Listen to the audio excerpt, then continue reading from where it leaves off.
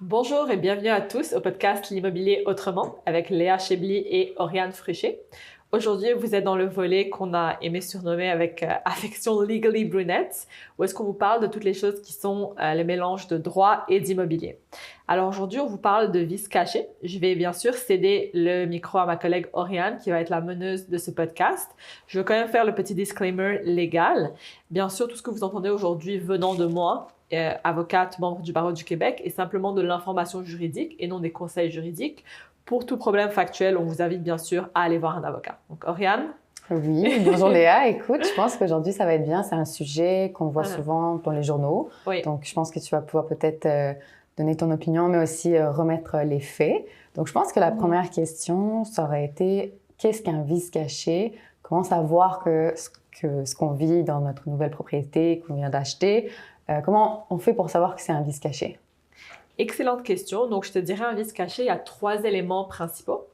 Donc, le premier élément, c'est que c'est un vice qui doit avoir une certaine ampleur et fait en sorte d'affecter la valeur de la propriété ou que si vous aviez su que ce vice était là, vous n'auriez pas acheté la propriété. Le deuxième élément, bien sûr, c'est qu'il doit être caché, c'est-à-dire que c'est pas quelque chose qui pouvait être évident. Si c'est quelque chose que vous auriez pu constater lors d'une simple visite en regardant, évidemment, ce n'est pas un vice qui est caché. Et finalement, le troisième élément, il faut que ça existe au moment de la vente. Donc, si c'est quelque chose qui est survenu après que vous ayez acheté, ce n'est pas un vice caché parce que ça n'existait pas lors de votre achat. D'accord, merci pour la précision. Et si donc on découvre qu'on est victime d'un vice caché, que ça respecte les points que tu viens de mentionner, qu'est-ce qu'on fait? Donc, je dirais la première étape, avant de faire quoi que ce soit, c'est toujours le fait d'informer le vendeur. Donc, il faut donner un avis écrit au vendeur dans un délai qualifié de raisonnable. Qu'est-ce qu'un délai raisonnable? Le Code civil ne le précise pas, mais c'est juste un délai qui doit être relativement rapide. En dessous de 6 mois, ça a été jugé comme raisonnable. On ne peut pas attendre 5 ans pour déclarer un vice caché. Il faut donner un avis au vendeur et le but de cet avis, Oriane, c'est de lui laisser la chance de corriger le vice comme tel. OK. Et même moi, j'ai envie de te poser une question justement parce qu'on commence un peu à défricher le terrain. Et c'est sûr que comme agent immobilier, on en croise pas mal. Des fois, nos clients nous rappellent. Est-ce que de ton côté, tu as eu des expériences qui rentraient un peu dans les catégories que je t'ai décrites? Je pense que l'exemple que j'ai à te partager, et tu vas pouvoir me dire selon toi, donc c'était pas un vice caché, mais ça aurait pu en être un. C'était en fait, et ça je l'ai souvent entendu, c'est au niveau des planchers. Donc en fait, je pense que j'aurais bien aimé que tu nous précises, est-ce que déjà juste dans le plancher, on est dans un vice caché ou non? Réponse classique d'avocat, tout dépend. C'est sûr que le plancher, ça dépend. Dans le sens que oui, ça peut être quelque chose de vraiment important. Ça dépend de l'ampleur des dommages. En même temps, en général, le plancher est quelque chose de visible. Et c'est sûr que si c'est important pour nous, des fois dans les visites, on le fait nous-mêmes avec des clients, on soulève le tapis, il y a des belles surprises en dessous. Donc, je pense que si le plancher était facile d'accès, qu'il fallait juste soulever un tapis, ce qui est très faisable lors d'une visite, je le fais souvent avec mes clients, je ne pense pas qu'on puisse le qualifier de caché.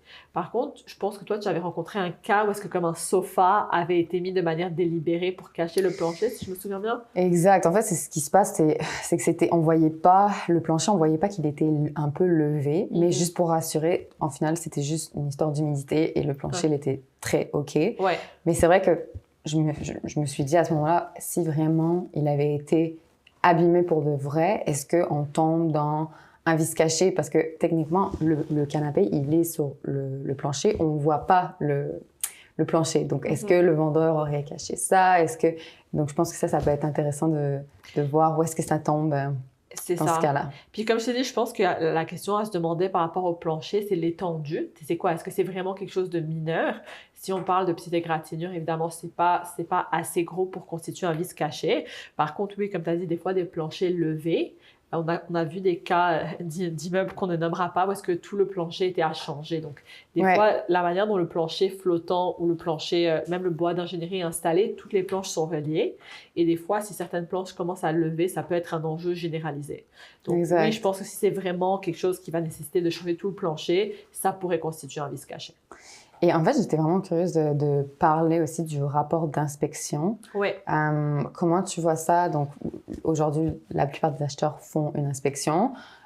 Donc, comment ça se passe? On a notre rapport d'inspection, on découvre un vice caché, puis on on voit rien avec le rapport d'inspection qui aurait pu nous alerter. nous alerter. Donc, je te dirais, l'inspection, donc dans le fait de savoir, un des 3 critères du vice caché, je ne sais pas si tu te souviens, j'en ai parlé il y a quelques minutes, c'est le fait que c'est un vice qui est caché, c'est-à-dire qu'un acheteur prudent et diligent n'aurait pas pu découvrir ce vice. L'inspection, ce n'est pas obligatoire, c'est fortement recommandé, mais effectivement, elle contribue, le fait de faire une inspection, ça contribue à montrer qu'on a été prudent et diligent. Alors, si on a fait une inspection, et dans l'exemple que tu me donnes, il n'y avait aucun indice qui laissait pointer vers le vice, évidemment, ça pourrait être un vice caché si ça rencontre les autres critères. Maintenant, je pense que toi, tu as peut-être rencontré des cas qui sont pas aussi blancs ou noirs. Donc, on avait discuté de ça quand on préparait cet épisode, justement. Qu'est-ce que tu penses de l'inspection ou est-ce que il y a beaucoup, beaucoup de tests additionnels qui sont recommandés? Oui, exact. En fait, c'est qu'on voit vraiment un changement. Je trouve que les rapports d'inspection sont costauds.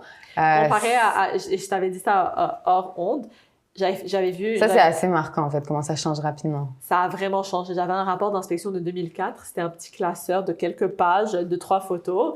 Et ça n'a rien à voir avec les rapports qu'on voit aujourd'hui. Et donc, aujourd'hui, qu'est-ce qu'on voit? C'est qu'on voit beaucoup de clauses donc, dans les rapports d'inspection qui mettent, en fait, une responsabilité énorme sur les épaules de l'acheteur parce que l'inspecteur dit, à vérifier par un entrepreneur, à vérifier par un plombier. Donc, tu sais, je pense même un acheteur qui est extrêmement diligent peut-être tomber sur une situation où, je veux dire, il ne peut pas vérifier tout. Donc, tu sais, c'est des choses qui peuvent arriver. Je suis vraiment d'accord avec ça. Puis je pense que c'est un cas, et c'est pas juste dans l'immobilier, mais ce que j'ai vu quand je pratiquais en litige civil et commercial, c'est que des fois, le droit ou la cour doit s'adapter à la pratique. En général, il y a quand même un décalage de quelques années pour s'adapter aux faits de la pratique. Donc, c'est sûr que quand on parle de nos rapports de 2004 qui avaient 3-4 pages, j'exagère un peu, je fais un peu une caricature, mais ces rapports qui étaient vraiment plus courts, c'était facile de dire que s'il y avait un indice du vice,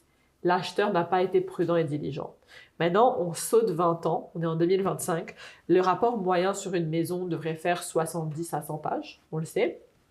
Et pour se protéger eux-mêmes, les inspecteurs mettent beaucoup de recommandations, beaucoup de caveats. Donc, je ne sais pas encore s'il y a eu des derniers développements dessus ou si la jurisprudence doit encore s'adapter, mais je pense qu'en tant que courtier sur le terrain, c'est irréaliste de s'attendre qu'un acheteur qui achète une maison à 600 ou 700 000 dépense 12 000 $ de test. Exact. C'est impossible. Parce que c'est des paiements donc non remboursables et c'est pour cet achat spécifiquement. Ouais. C'est ça. Donc, je pense qu'il va vraiment falloir qu'il s'adapte et ça va vraiment être le genre de réponse d'avocat que tu n'aimes pas.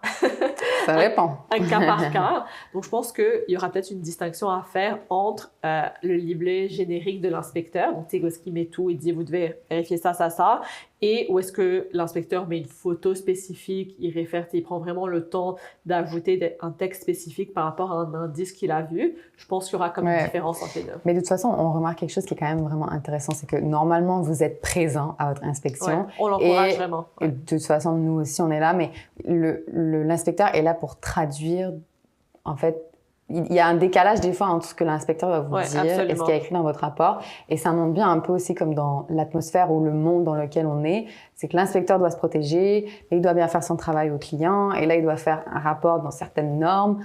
Donc, je pense que le principal à retenir, c'est vraiment d'être présent à son inspection.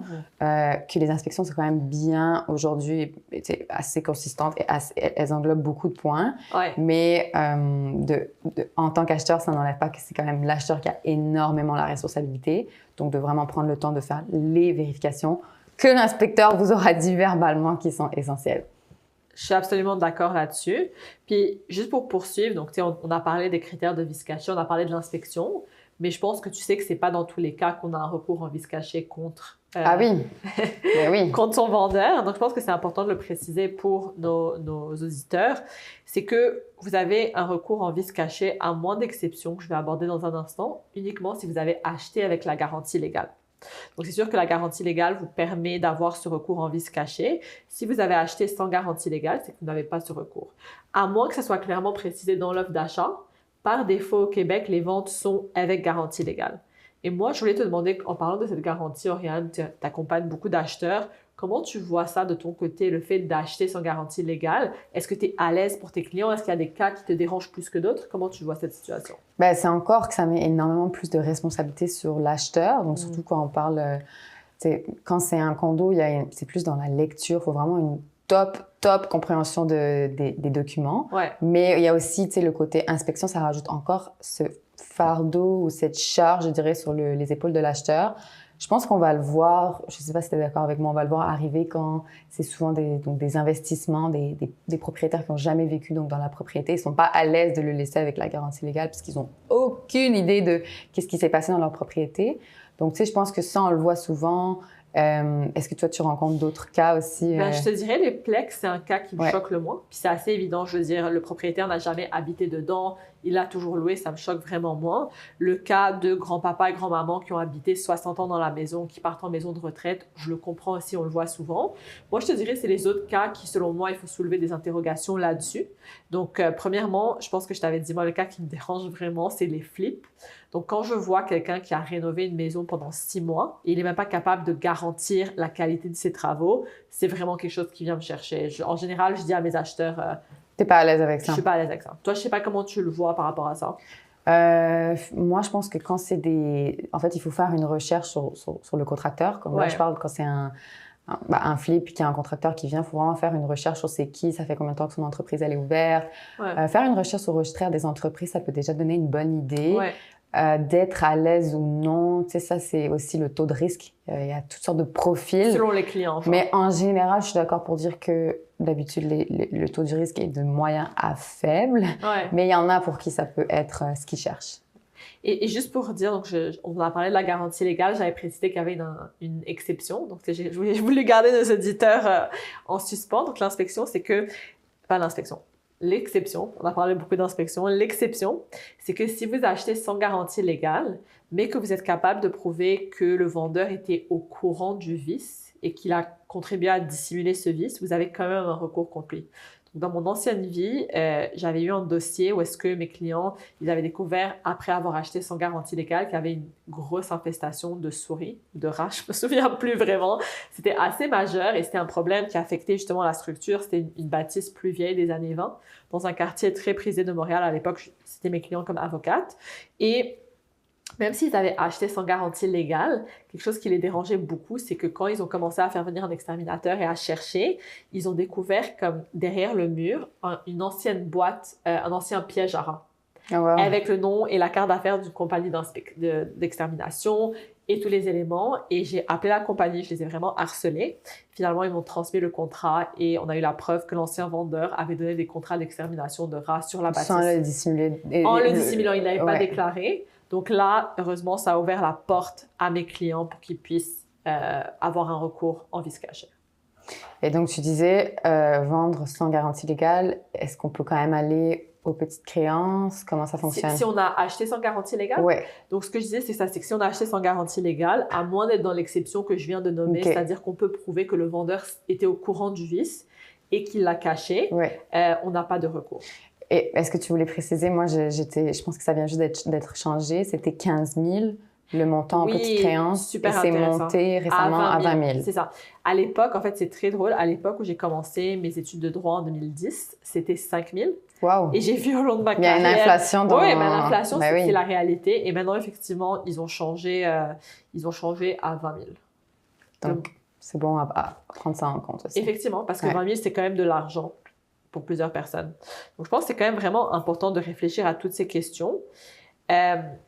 De ton côté, donc tu es avec un acheteur, outre l'inspection, c'est quoi les autres démarches que tu sentirais que tu dois faire ou qu'il faut faire? Tu nous as parlé de lecture de documents. Oui, donc ça, c'est dans les expliquer un peu. Ça, c'est dans les copropriétés. Oui, il y a des tonnes de documents à relire. Hein. Je pense que c'est ça, il y a aussi, c'est encore ça dépend. Moi, je suis pas avocate, mais ça dépend aussi. Tu commences à donner des réponses. Il y a les condos divises, il y a les condos indivises. Ils ont pas les mêmes, ils sont pas restreints de la même façon. Mais je dirais, de manière générale, oui, donc les règlements, déclaration de copropriété, convention d'indivise. Après, les états financiers, procès-verbaux, au moins les 3 dernières années. Je regarderai vraiment la police d'assurance. Celui-là, des fois, on le boude ou on l'oublie. Mais il est vraiment intéressant.